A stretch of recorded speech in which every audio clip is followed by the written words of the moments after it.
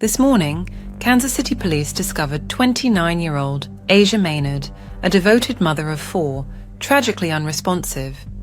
But what's truly puzzling is that her cause of death remains unknown. If I told you Kansas City, the birthplace of Walt Disney's first animation studio and the spark of an idea that created Mickey Mouse, would become the center of a heartbreaking tragedy, would you believe it? On a seemingly ordinary Saturday, February 19, 2022, as the city buzzed with life under a clear sunny sky, the unimaginable unfolded. Asia Maynard, a 29-year-old mother, was found lifeless in a home in the quiet Coachlight Square neighborhood on Kansas City's southeast side. But this isn't just a story of loss. It's a story of unanswered questions, a ripple of confusion, and a search for the truth. Therefore, as investigators piece together the puzzle of her final hours, or so we thought. You see, there's too much holes in this story. A young, vibrant single mother of 4 stepped out for what seemed like an innocent Valentine's week date and never returned. Asia Maynard from Kansas City, Missouri, was known for her fierce devotion to her family, one of 13 siblings, and her active, lively social media presence under the name Lottie Mae Flower. She thought she was meeting a new friend, a charming man who called himself Elijah. But as the hours ticked by, what started as a promising connection quickly unraveled into a chilling mystery. Asia's sister Tara recalls their last conversation. Asia excitedly shared a photo of Elijah and promised to call after the date. The plans almost didn't happen. Elijah had canceled, citing babysitting issues. But at the last minute, he found a solution, and the two ended up at his home on East 57th Street. The pieces seemed to fit perfectly, but what Asia didn't know was that Elijah wasn't who he claimed to be. What unfolded that night would leave her family shattered and the city questioning how such a tragedy could happen. Asia Maynard's story isn't just about what happened, it's about the questions that remain unanswered. On a chilly February weekend, Asia broke her routine. She didn't call her sister Tiara back, she missed their Saturday plans, and by the time her daughter phoned Tiara asking, "Have you seen Mom?" an ominous cloud had already formed. At first, Tiara tried to rationalize her worry. Maybe Asia was caught up in something harmless, but when calls to her phone went straight to voicemail and hours turned into days, the dread became undeniable. On Sunday, Tiara called the Kansas City Police Department, determined to file a missing persons report. The officer's response? Asia was an adult, free to disappear if she wanted to. Therefore, Tiara was told to check with Asia's job, local hospitals, and wait for any updates. Yet deep down, Tara knew something was terribly wrong. Asia would never abandon her children, never go silent for this long. This wasn't like her. And as the hours ticked by, a chilling truth was beginning to emerge. One that would leave Asia's family shattered and searching for answers. Tara was standing in her kitchen, phone in hand, calling hospital after hospital, clinging to the hope that her sister Asia might still be alive. But then she saw them, more police cars pulling up outside her home. Officers gathered briefly in the front yard before walking towards her door. Her heart pounded as if it already knew what her mind refused to accept. When the officers spoke, their words changed everything. Asia had been found, but she was gone. No explanation, no details, just a lifeless sentence that tore through Tiara's soul. The officers said her body was at the medical examiner's office, and a detective Riley would be handling the case. They handed Tiara a phone number and left, leaving a grieving sister standing at her doorway with more questions than answers. Therefore, Asia's family launched their own quest for the truth. But the story that began to unfold was even darker than they imagined, filled with unanswered calls, shadowy details, and a chilling realization. What happened to Asia Maynard? And why was her family left with so little to go on? That Saturday morning, February 19th, Elijah woke up to a scene no one could ignore. Asia Maynard, face down in the bed, unresponsive. He rolled her over only to find her lifeless, her body cold to the touch. Panic-stricken, he dialed 911, telling police that Asia hadn't been feeling well the night before. But then came the details that didn't add up. Asia's car was still parked in his driveway, but inside it were her shoes, keys, and phone, all untouched. Therefore, how could she have entered his home barefoot or wearing only socks without her phone or bag? Why would she leave behind the very essentials she'd need to return home or contact her family? The situation raised more questions than answers, a puzzle that seemed to deepen with every piece. To make matters worse, Asia's body was rushed to the medical examiner's office, identified through fingerprints, and then moved to a funeral home, all in a matter of hours. At no point during this rapid process was her family informed, nor were they given a chance to see her. It wasn't until Tara called the police the next day, desperate to report her sister missing, that they were told the devastating truth. What happened to Asia during those missing hours? And why were her family left in the dark?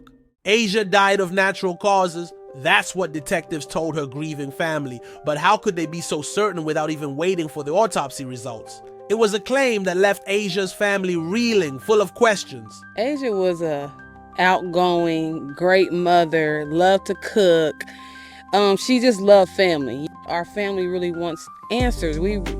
This is the time we're trying to grieve, and it's so hard for us to grieve because we don't know what really happened to my sister, and we just want answers. I'm not gonna lie, it's gonna be very tough. I'm like I said, I'm really trying to stand strong for my family. It's very tough. I believe that they just thought that we were just gonna go with the flow of everything. Like, yeah, well, we could just let them know that it's natural causes and that'd be okay. But we're a family that fights, and we know when you know your family, you just know something's not right.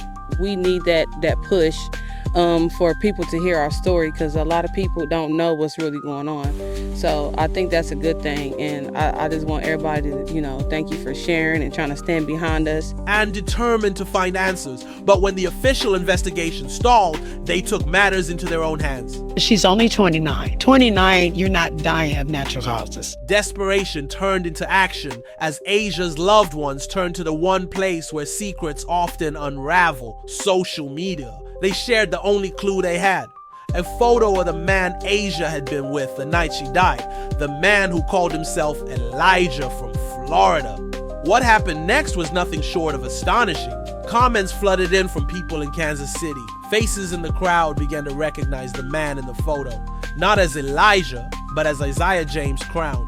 And the bombshell revelation came from an unexpected source: Isiah's own cousin, who walked into the Kansas City Police Department and exposed his real identity.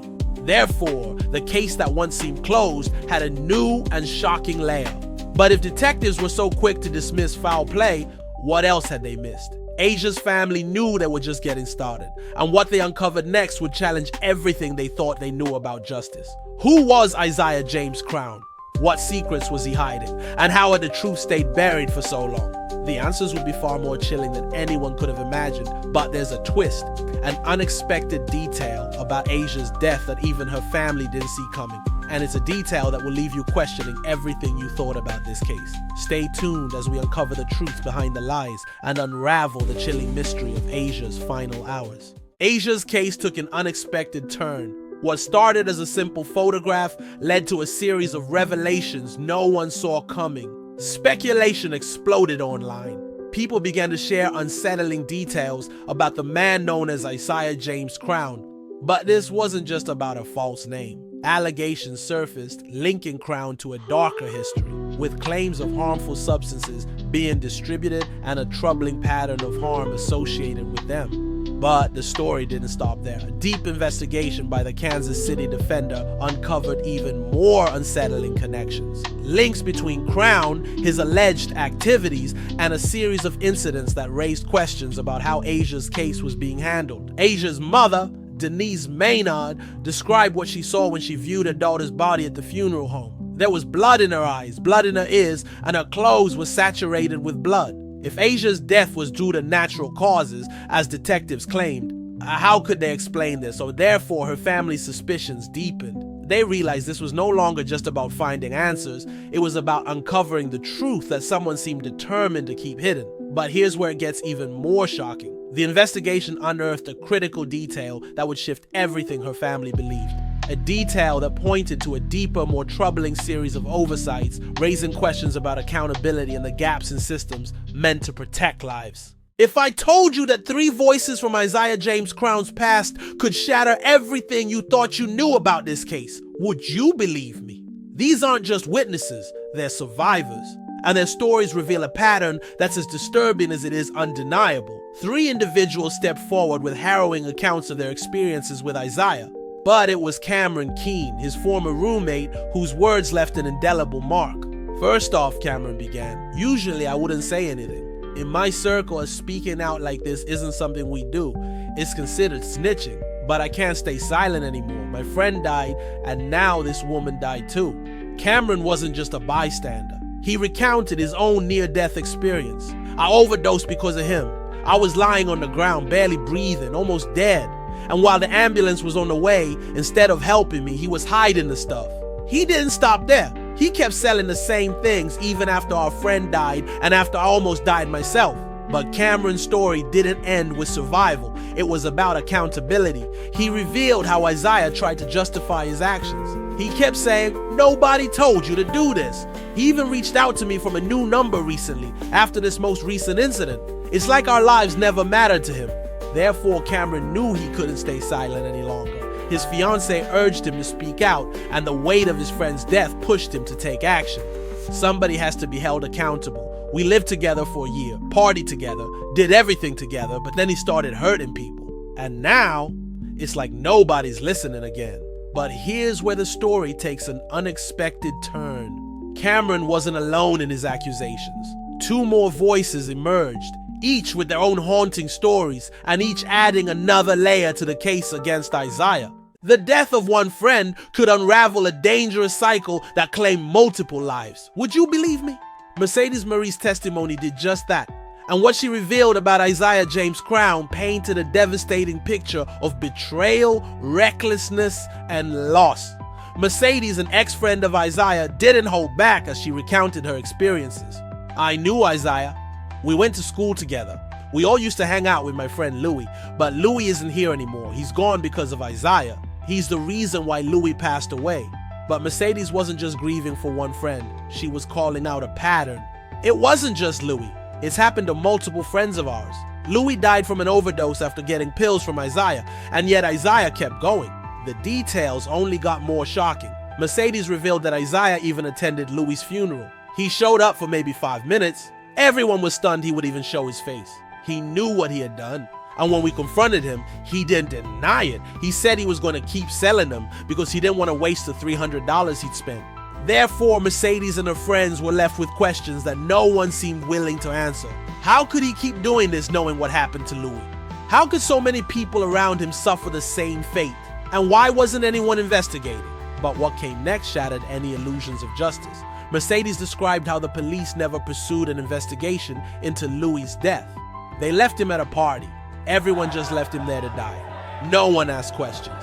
No one followed up. The more Mercedes talked, the clearer it became that this wasn't just about Isiah. It was about a system that seemed to fail time and time again. A system that allowed tragedy to strike over and over without intervention. What happens when warnings go unheard? What happens when someone like Isiah is allowed to continue unchecked? And what does it mean for the people who have already been lost? Brittany's testimony, the final voice in this unfolding story, took the revelations about Isiah James Crown to an even darker place. And what she shared was more than unsettling. It was a glimpse into the mind of someone who seemed untouchable, both by accountability and by conscience. He is definitely aware that he's responsible for people's deaths, Brittany began. But what she said next was even more chilling. "I feel like he actually gets enjoyment from hurting people. He doesn't have any morals." This wasn't just about reckless decisions. It was about deliberate actions. Brittany described how Isiah's focus on money and so-called fun overrode any sense of responsibility. His son would be in the other room crying for him, and he would just turn the music up louder. It's like he has no feelings. But this wasn't just an observation. It was a pattern. Brittany believed that the more Isiah avoided consequences, the more emboldened he became. The more he gets away with it, the more satisfaction he seems to get from it. He knows exactly what he's doing by now. Therefore, her testimony painted a picture of someone who wasn't just aware of the harm he caused, he thrived on the lack of accountability. And it wasn't just about him. It was about the lives forever changed and the silence that allowed his actions to continue. But here's where the story takes an unexpected twist. While Brittany's words suggest a complete lack of remorse, they also raise deeper questions. How does someone like Isiah continue to evade justice? What systems, relationships, or oversights have allowed this pattern to persist? And could the truth be even more complex than it seems? As the pieces come together, a startling reality emerges. This isn't just about Isiah. It's about the cracks in a system that should protect people like Louis, Cameron, Mercedes, and Asia, but didn't. According to the Kansas City Police Department, Isiah Crown is not being treated as a person of interest in her death. He hasn't even been questioned. This despite being the last known person to see her alive.